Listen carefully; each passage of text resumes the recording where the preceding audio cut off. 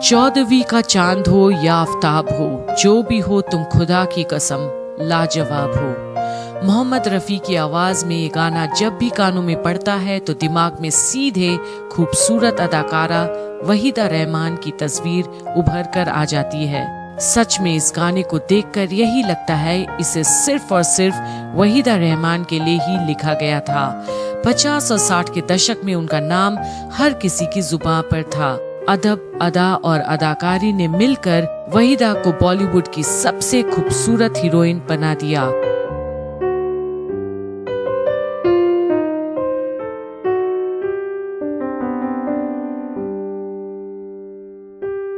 फरवरी 1938 को उनका जन्म तमिलनाडु में हुआ था। हिंदी, तमिल, तेलुगु, बंगाली और मलयालम भाषा में वहीदा रहमान ने कई फिल्में की। वहीदा उन दिनों तेलुगु सिनेमा में नाम कमा रही थी। एक फिल्म में उन्हें गुरुदत्त ने देखा और मुंबई लाने का फैसला कर लिया। अपने प्रोडक्शन की फिल्म CID में गुरुदत्त ने वहीदा को पहला मौका दिया। इसके बाद साल 1957 में फिल्म प्यासा में गुरुदत्त और वहीदा की जोड़ी नजर आई। इस फिल्म ने हिंदी सिनेमा में एक नई क्रांति ला दी।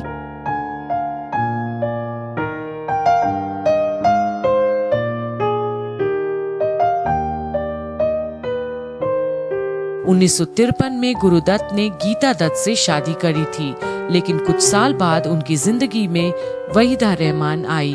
प्यासा बनने के दौरान गीता और गुरुदत्त के बीच दूरियां आनी शुरू हो गई थी। वहीदा को लेकर गुरुदत्त और गीता दत्त में आए दिन झगड़े होते रहे थे। साल 1957 में गुरुदत्त और गीता दत्त की शादीशुदा जिंदगी में दरार आ गई और दोनों अलग अलग रहने लगे।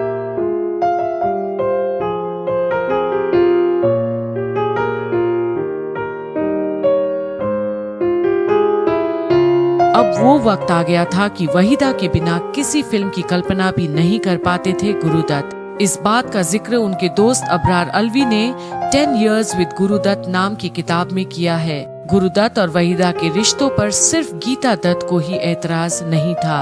वहीदा के परिवार के लोग भी नहीं चाहते थे कि वो गुरुदत्त से शादी करे।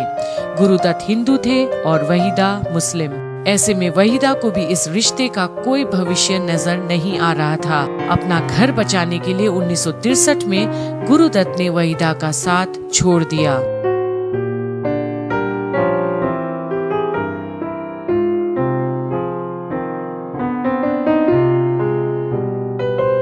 पत्नी बच्चों से दूर रहना और वहीदा का साथ छूट जाना गुरुदत्त से ये सब बर्दाश्त नहीं होता था। सहयोगियों के सामने बार बार वो जान देने की बात करते थे। गुरुदत्त अपनी 2.5 साल की बेटी से मिलना चाह रहे थे और गीता उसे उनके पास भेजने के लिए तैयार नहीं थी। उन्होंने नशे की हालत में ही अपनी पत्नी को अल्टीमेटम दिया, बेटी को भेजो वरना तुम मेरा मरा हुआ शरीर देखोगी।